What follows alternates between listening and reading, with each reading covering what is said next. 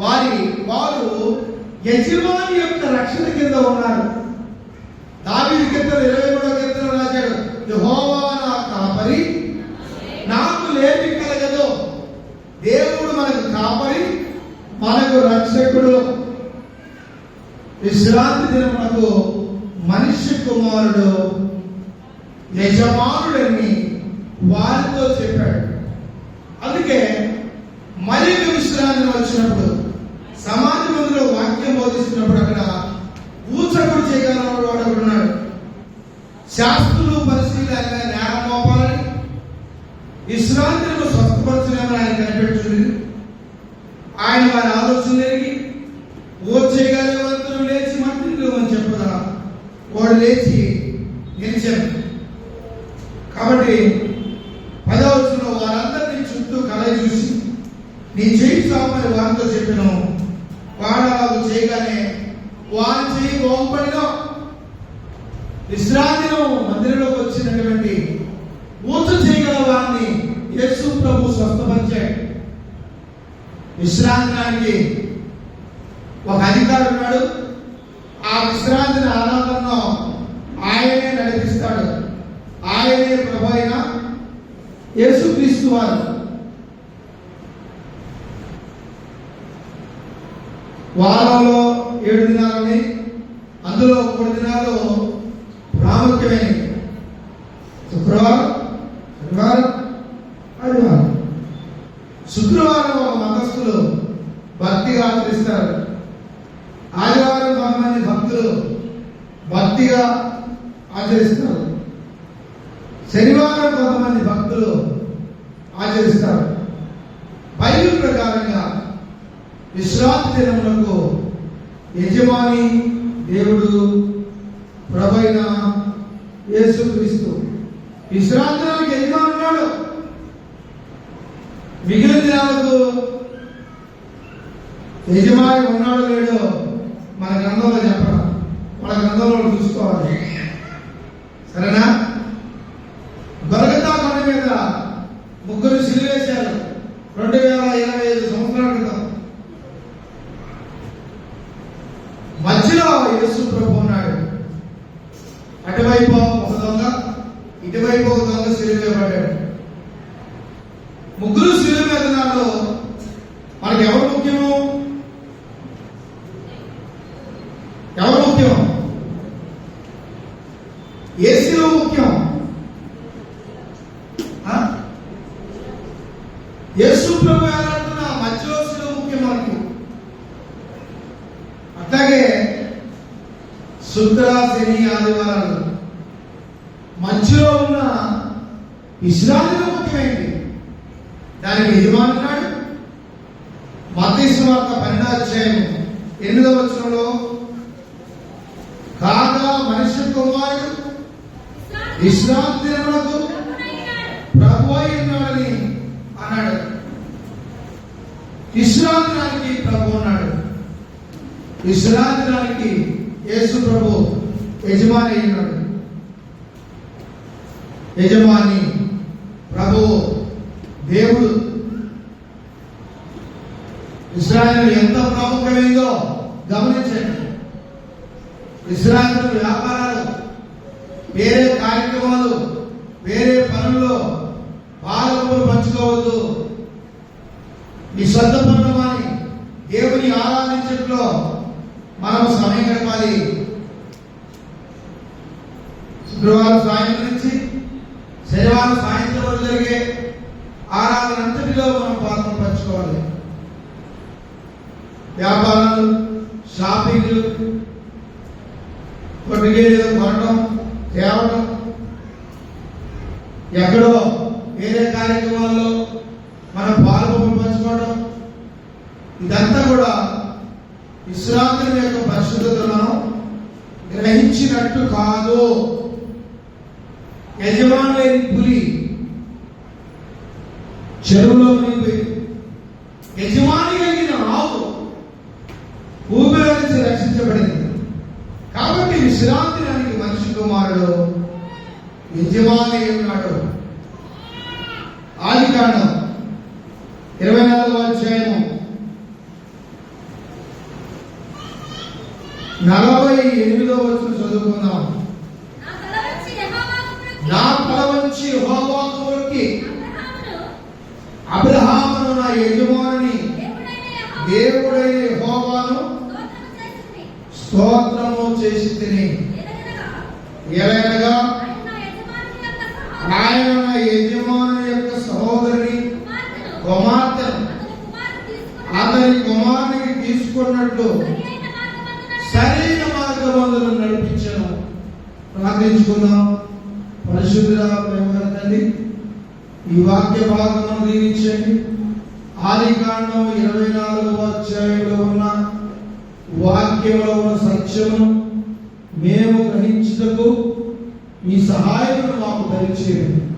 పరిశుద్ధాత్మదేవ, మీ ఆత్మ నడిపింపును అనుగ్రహించండి. యేసుక్రీస్తు వారి నామమున పేరిట ప్రార్థన చేయించున్నాము. ఆమేన్. నా తల వంచి యెహోవాకు మొక్కి ఎలియాజరు చేసుకున్న రొక్కుబడి బట్టి ఎలియాజరు దేవుడితో చేసిన మనవి దేవుడు ఆలకించాడు. తన యజమాని కుమారునికి భార్యను సంపాదించే విషయంలో దేవుని మీద ఆధారపడి ఎలియాజరు నడుచుకున్నాడు. ఎలియాజరు యొక్క ప్రయత్నాన్ని దేవుడు ఆశీర్వదించి సరైన త్రోవలో, సరైన మార్గంలో, సరైన ఇంటికి దేవుడు తీసుకొచ్చాడు.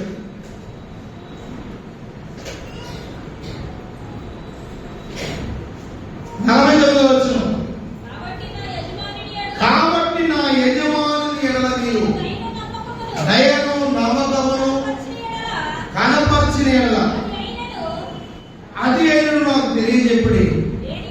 లేని ఎడల అది అయినా కూడా తెలియజెప్పండి అని చెప్పి ఎలియాజరు రెబ్కా తల్లిదండ్రులు చెప్పాడు. దేవుడు నడిపించిన మార్గాన మేము వచ్చాము. నా యజమాని యొక్క ఉద్దేశం ఇది. దేవుడు చెప్పిన ప్రకారంగా నేను చేశాను. యజమాని గురించి సాక్షి చెప్పాడు, ఆ కుటుంబాన్ని గురించి చెప్పాడు. అదేవిధంగా ఒక భక్తి పరుడైన ఎలియాజరు సాక్ష్యం ఇస్తున్నాడు. కాబట్టి ఇక్కడ నా యజమాని పట్ల దయను నమ్మకాన్ని కనపరిస్తే సమాధానం చెప్పండి, లేదంటే తల్లిని చెప్పండి అని చెప్పాడు. అప్పుడే ఎటు పోవాలో అటు పోతాను. 50వ వచనం, లాబాను బెతూయేలును ఇది యెహోవా వలన కలిగిన కార్యము, మేమైతే అవునని గాని కాదని గాని చెప్పజాలము. వివాహం అనేది దేవుని వలన కలిగిన కార్యము. దేవుడు ఈ లోకంలో స్థాపించిన వ్యవస్థ. పాపము లోకంలోనికి రాకముందే దేవుడు వివాహ వ్యవస్థను ప్రారంభించాడు. అందుకే పెళ్లికారులు ఏమైనా క్రిస్టియన్ మ్యారేజ్ లో ఎవరు పైన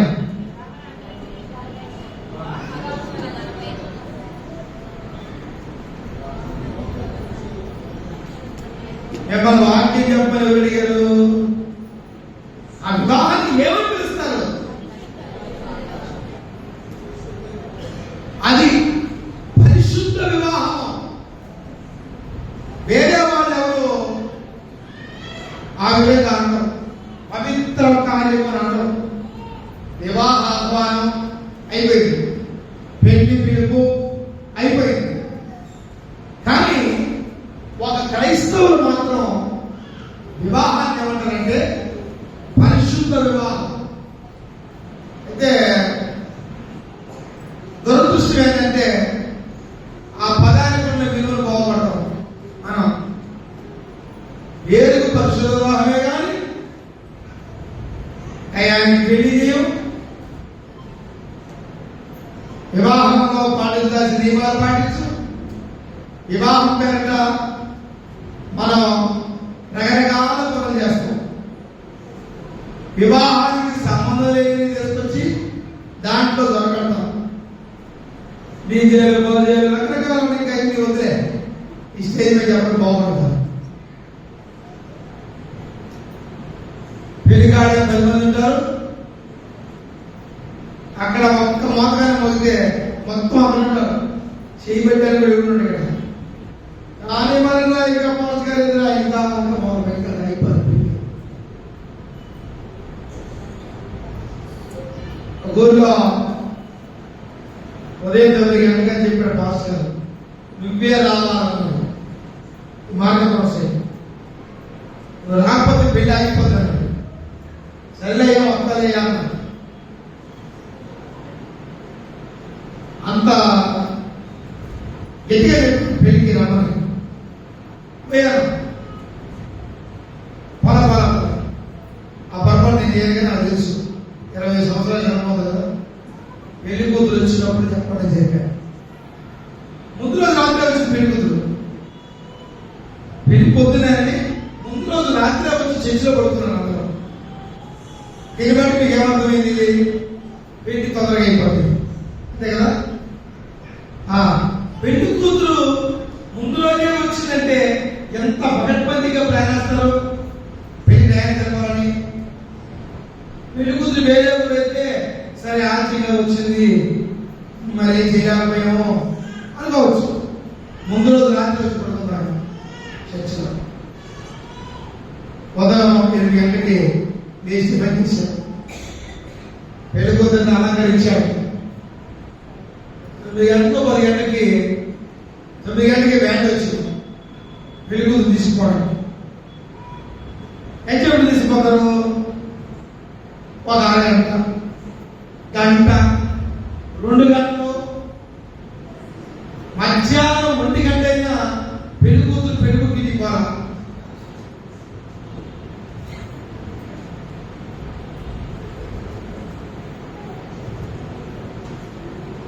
సరే ఆగలేదు కదా, డ్యాన్సులు వేసి అడిచి అడిగిపోయి ఆగలేదు. ఇంకా అన్నాలు పెట్టమని చెప్పాను. ఫోన్ చేసి అన్నాలు పెట్టాను. అన్నాలు తిన్న తర్వాత భోజనాలన్నీ అయిపోయి 3:30 అయిపోయింది.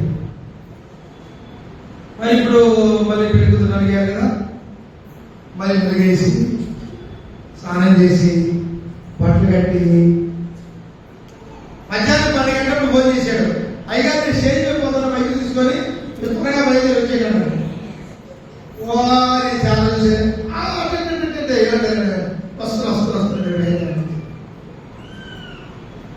స్టేజ్ మీద ఎంత కూర్చున్న పాస్ గా నాకు తెలియదు. భోజనం చేశారు, నలిగేశారు, బట్టలు కట్టారు. ఈ 1000 గంటల పూల జెండా ఎంజాయ్ పెడతామా? కనీసం 10 సార్లు పెడతాం. ఈ వేసి నాకు నచ్చదు, ఆ వేసి నీకు నచ్చదు. జడేయటం ఇప్పటం, మళ్ళీ వేయటం, మళ్ళీ ఇప్పటం, మళ్ళీ ముందు నుంచి ఇవన్నీ అయిపోయేటప్పటికీ సాయంత్రం ఏదైంది. స్టేజ్ మీద వచ్చినాక ఒకడు అడిగి తగా చేసుకున్నాడు. ఎందుకు 30 ఏళ్ళు పెట్టి డీజే తెచ్చాం, కాసేపు కూడా దాన్ని వాయించుకున్నాను. పెళ్లి గురించి నా ఆలోచన ఎప్పుడు లేదు. డీజే గురించి భోజనాల గురించే బాధ మొత్తం. రాత్రి 7 గంటలప్పుడు అయ్యగారు చేయమంటా పెళ్లిని నాకు ఫోన్ చేశాను. నిరంతరంగా పెళ్లి, నేను అంటే పెళ్లి 9 చోట్ల చెప్పాను. కాబట్టి పరిశుద్ధ వివాహం అంటే ఇదేనా? అన్యులు మోహంతో పెడతారు. 100కి 99 పెళ్లిళ్ళు ఒక నిమిషం అటో ఇటో జరుగుతాయి. ఒక అరగంట తేడా వస్తే చాలా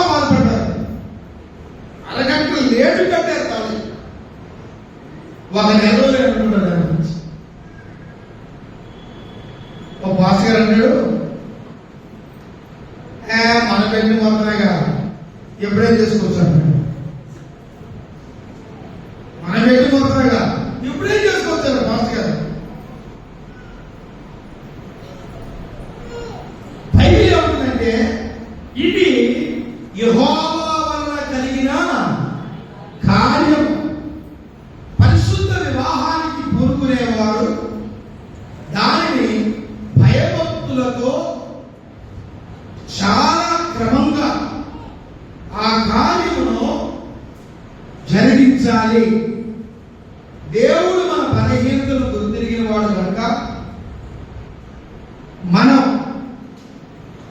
ఎగుడు దిగుడుగా చేసిన దేవుడు మనల్ని ఆశీర్వదించి మన కుటుంబాలు వర్ధన చేస్తున్నాడు.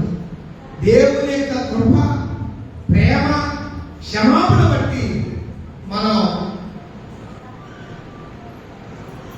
ఈ వైవాహిక జీవిత విషయంలో మనం వర్ధిల్లుతూ ముందుకు వెళుతూ ఉన్నాం. నేను వచ్చిన పక్కలో ఈ పక్కలో పెళ్లిలో చేయాల్సి వచ్చింది. చాలా మంది అనుకున్నారు పాస్టర్ గారు ఎట్టబడితే చేస్తున్నారు, పెళ్లి కొత్తగా వచ్చినా ఇంకేమో తెలియదు, ఏం తెలియదు, మొదలు చేస్తున్నాడు, మొత్తం చేస్తున్నాడు, అట్లా ఇట్లా అన్నారు. మళ్ళీ తిరిగి సంవత్సరం వచ్చేటప్పటికి అందరూ ఒక బిడ్డ కలిగి లక్షణంగా ఉన్నారు. మళ్ళీ వాళ్ళే అనుకున్నారు మనం ముందు బాధపడ్డాం, అందరూ లక్షణంగా ఉన్నారు, బాగానే ఉన్నారు, దేవుడి దయ వల్ల అన్ని కుటుంబాలు బాగున్నాయి అని వాళ్ళే సాక్ష్యం ఇచ్చారు. దేవుడి పేరిట మనం చేసే కార్యాన్ని దేవుడు ఆశీర్వదిస్తాడు. క్రైస్తవ వివాహంలో వాళ్ళు ఎక్కడో మొత్తం పెట్టుకుని వచ్చి నన్ను పెళ్లి చేయమంటారు.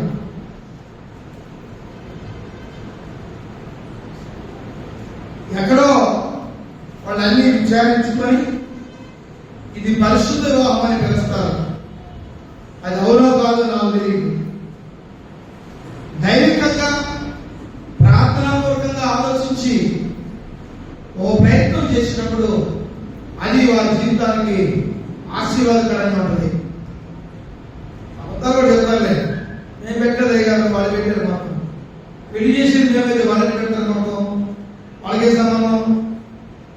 పెళ్లి చేసేది మనం కదా, వాళ్ళు ఎక్కడ పెడతారు, వాళ్ళకే పని, వాళ్ళ పెళ్లికి మనం పెడతాం మొత్తాలు. కాబట్టి అలాంటి వాళ్ళని తర్వాత చాలా ఇబ్బందులు పడ్డారు కూడా. కాబట్టి ఇదంతా కూడా క్రమంగా దీవెనకరంగా ఆశీర్వాదకరంగా ఈ కార్యం జరగాలని వాక్యం చెప్తుంది. ఇదిగో రెబ్కా ఎదురున్నది, ఆమెని తీసుకొని పొమ్ము, యెహోవా సెలవిచ్చిన ప్రకారం ఈమెను యజమాని కుమారునికి భార్యగా అని ఉత్తరం ఇచ్చారు. మేమైతే అవునని కానీ కాదని కానీ చెప్పటం లేదు. ఎందుకంటే ఇది యెహోవా వలన కలిగిన కార్యం.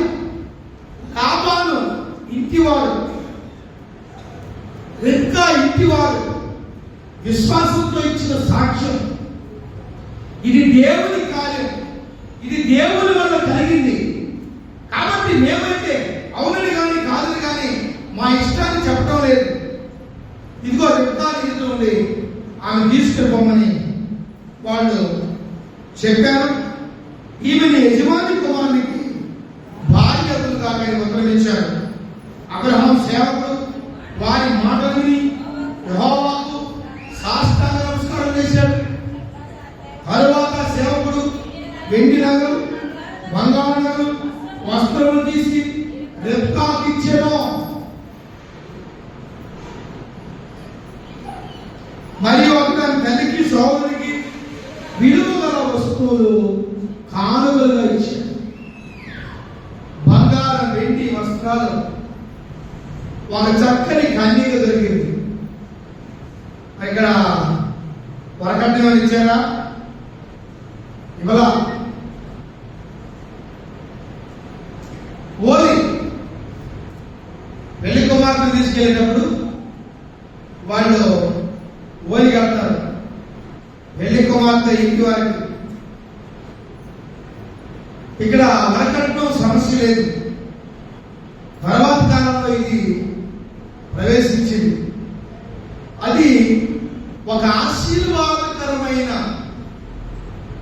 పద్ధతిగా వివాహమైన తర్వాత వాళ్ళ ఇబ్బందులు లేకుండా ఆర్థికంగా జీవించిన కొరకు చేసిన పద్ధతి భయంకరంగా తయారైంది. వరకట్నం అనేది దురాచారంగా మారింది. తర్వాత ప్రభుత్వం దాన్ని చట్టపరంగా నిషేధించింది. వరకట్నం అనేది ఇస్తూనే ఉన్నారు, కానీ కట్నం గురించిన వేధింపులు, ఆర్థిక వ్యత్యాసాలు, ఆర్థిక సంబంధమైన విషయాలు కుటుంబ జీవితాన్ని నాశనం చేసే స్థితికి వచ్చినాయి. కట్నం కోసం ప్రాణాలు తీసుకునే దురాచారాలు జరిగినాయి. ఒకప్పుడు గవర్నమెంట్ చట్టం తెచ్చిన తర్వాత చాలా వరకు అది అదుపోయింది. ఎందుకు ఏర్పాటు చేసి జరిగింది అంటే, వివాహమైన తర్వాత ఆ కొత్త కుటుంబాల కాపురంలో ఆర్థిక ఇబ్బందులు లేకుండా బతకడం కొరకు కొంత ఫైనాన్షియల్ సపోర్ట్ కోసం దాన్ని ఏర్పాటు చేశారు. కానీ దాన్ని పెద్ద దురాచారంగా మార్చి కుటుంబాన్ని పతనం వైపు తీసుకెళ్లే స్థితి వరకు దాన్ని తీసుకొని రాకూడదు.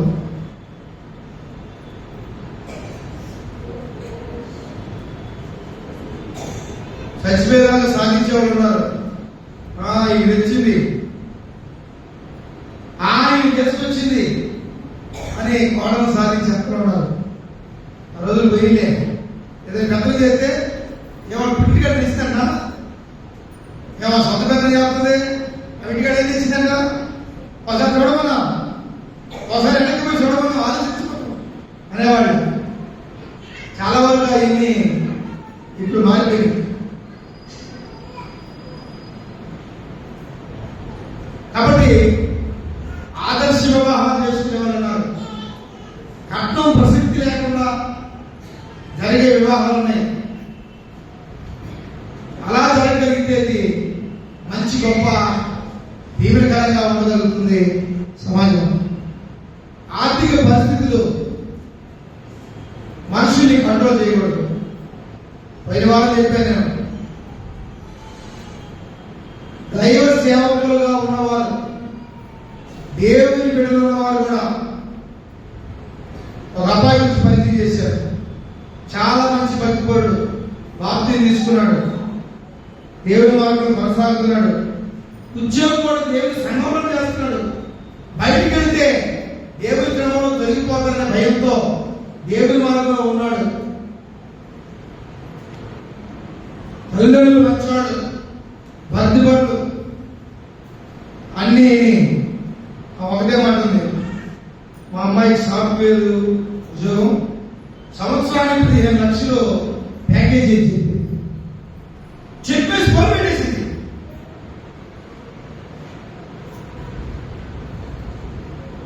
ఇప్పుడు దానికి చెప్పిందంట భక్తి, బాప్తిజం, దేవుడు, బైబిల్ పుట్టితే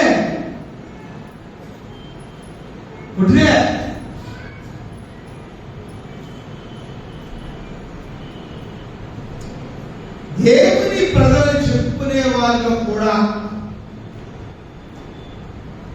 దేవుని మీద ప్రేమ లేదు, మనుషుల మీద ప్రేమ లేదు.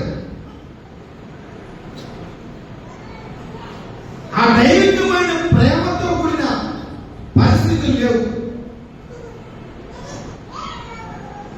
ఎలియాజరు దేవునికి భయపడే ఒక మంచి కుటుంబం నుంచి రిబ్కా తీసుకొచ్చాడు. లాభం అన్నాడు, ఇది యెహోవా వలన కలిగిన కార్యం, మేము వద్దని, కాదని, అవునని నేను చెప్పలేము, ఇది మా ఇష్టం కాదు, ఇది దేవుని చిత్తం అన్నాడు. ఎలియాజరు ఏ మాట అయితే అన్నాడో రిబ్కా కుటుంబ సభ్యులు కూడా అదే మాట పలికినట్టుగా వాక్యం చెప్తోంది. అతనితో కూడా మనుషులు అన్నపానాలు పుచ్చుకొని అక్కడ రాత్రంతా ఉన్నారు. ఉదయం వాళ్ళు లేచినప్పుడు అతడు నా యజమాని యొక్కకు నన్ను పంపించని చెప్పగా వాళ్ళు చిన్నదాని 10 దినాలు మన దగ్గర ఉన్నామన్నారు. లేదు నా కొరకు నా యజమాని ఎదురు చూస్తా ఉంటాడు, తను కానీ నన్ను నా యజమాని ఎందుకు వెళ్ళదని చెప్పినప్పుడు వారు ఆ చిన్నదాన్ని పిలిచి ఆమె ఏమన్నో తెలుసుకుందామని చెప్పుకొని రెబ్కాను పిలిచి ఈ మనుషులతో కూడా వెళ్ళదవా అని ఆమె అడిగారు. బైబిల్లో పాత రోజుల్లో కూడా స్త్రీకి స్వేచ్ఛ ఉంది. పెద్దోళ్ళు నిర్ణయం చేసి నువ్వు ఈయనతో వెళ్ళిపో అనలేదు.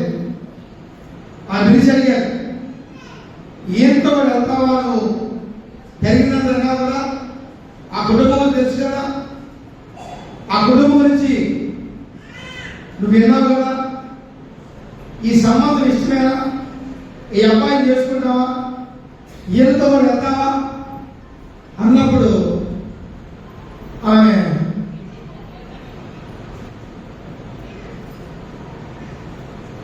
వెళ్ళేదనో కుటుంబంలో తల్లిదండ్రులు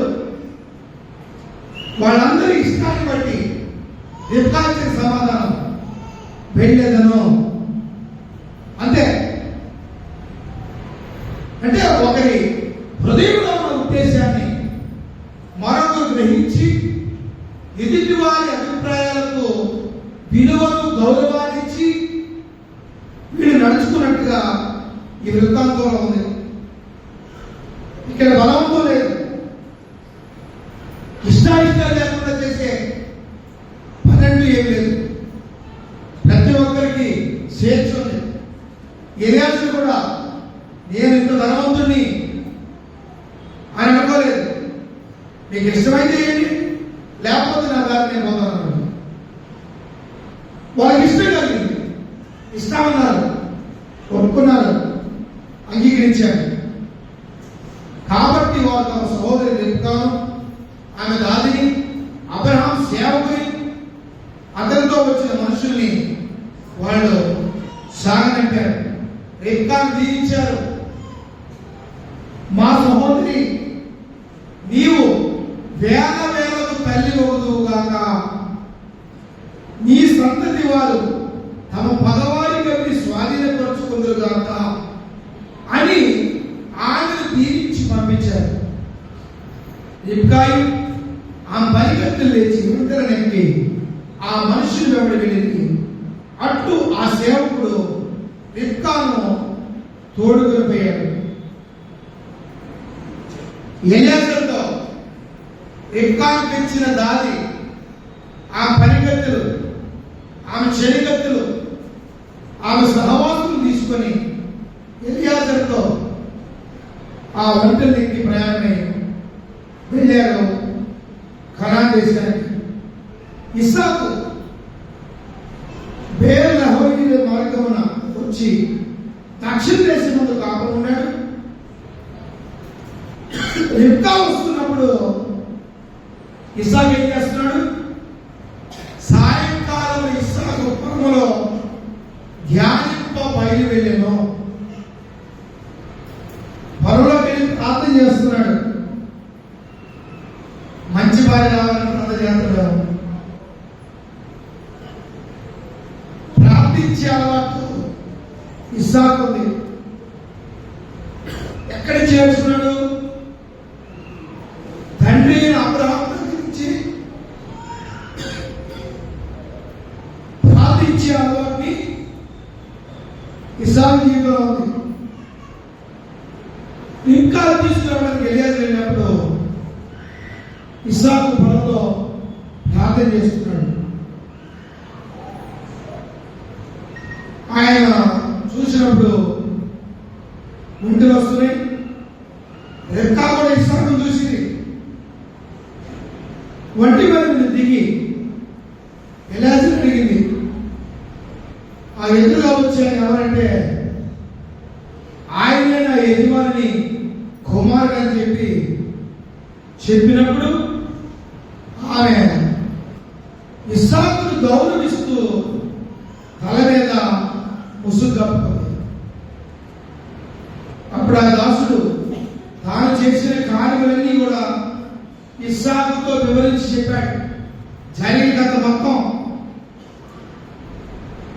అంటే ఇస్సాకు తల్లి అయిన శారా గుడారంలోనికి ఆమెను తీసుకుని పోయారు.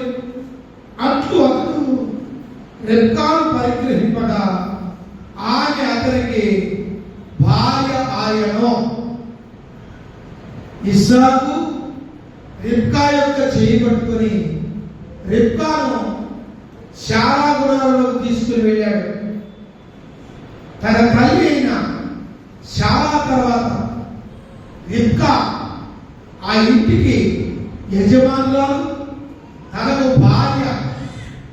శారాకున్న హక్కుల అధికారాలు రిబ్కాకి ఆ దినం నుంచి అనుకరించబడ్డాయి. గౌరవనీయమైన స్థానాన్ని ఇస్సాకు రిబ్కాకు ఇచ్చినట్టుగా వాక్యంలో మనకు అర్థమవుతుంది. అతడు ఆమెను ప్రేమించెను. అప్పుడు ఇస్సాకు తన తల్లి విషయమై దుఃఖ నివారణ పొందెను. ఇస్సాకు రిబ్కాల పెళ్లి అయిపోయింది. సరేనా? పెళ్లి అయిపోతుంది ఏంటి? భోజనాలు. పిల్లకెళ్ళి భోజనాలు చేయండి. ఉదయం ప్రార్థన చేసుకో. అర్థమైందా? అబ్రాహాము ఇస్సాకు పెళ్లి అయిపోయింది. ప్రార్థన చేస్తాను, ఇంటి భోజనం చేయండి. ఇంటి దగ్గర కథ కాదు.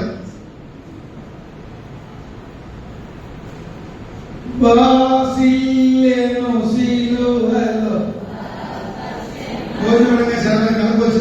కొత్తగా ఏదో భాష గారు భోజనాలు అంటారండి. అమ్మ పెళ్లి అయిపోయింది, భోజనాలు.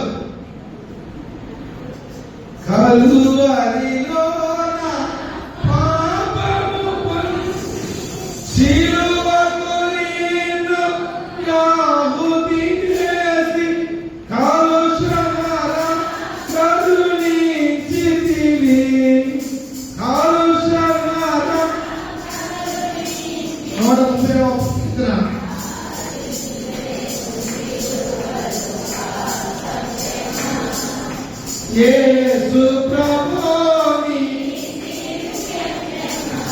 పాసిల్లెను సిలువలో సాపక్షమా పాపము చేసి కరించితిమా శాపమేన నేనాదించినది కాపరివైన జ్యోతివి కాపరి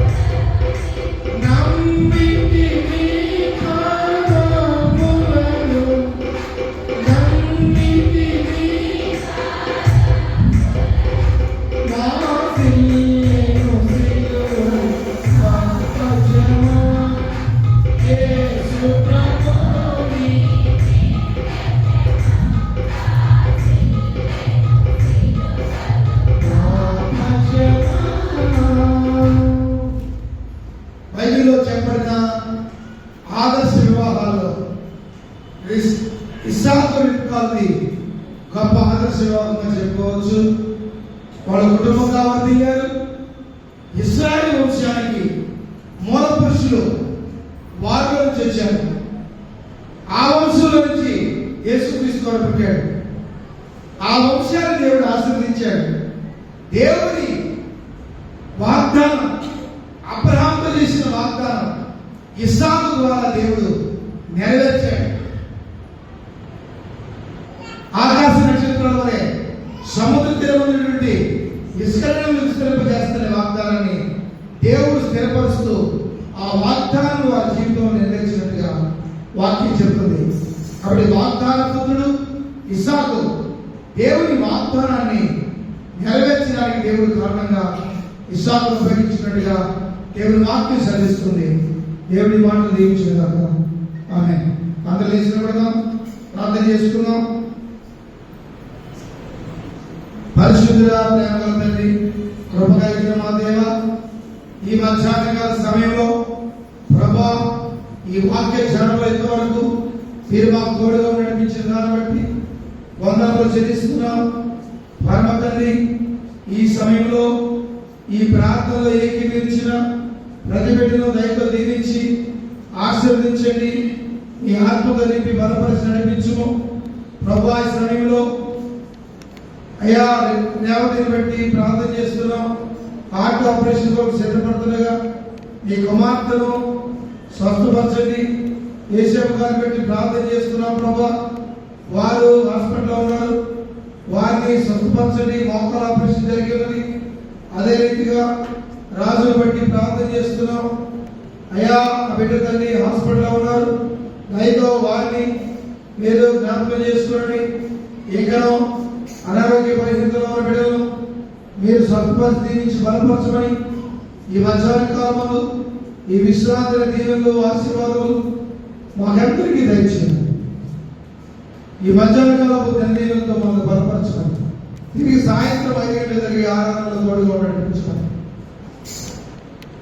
అమెరికాలో జరుగుతున్న జీసీ కాన్స్టిట్యున్సీ సెషన్ దీవించండి. 5 సంవత్సరాలు ప్రణాళికలు వేస్తున్నారు, నాయకులు ఎన్నుకుంటున్నారు ప్రభా.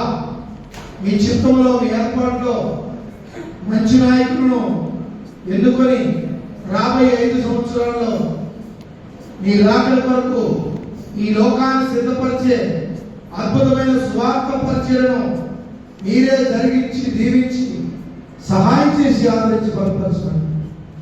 ప్రభు యేసుక్రీస్తునామమున ప్రార్థన చేయించుకుంటాం. ఆమేన్.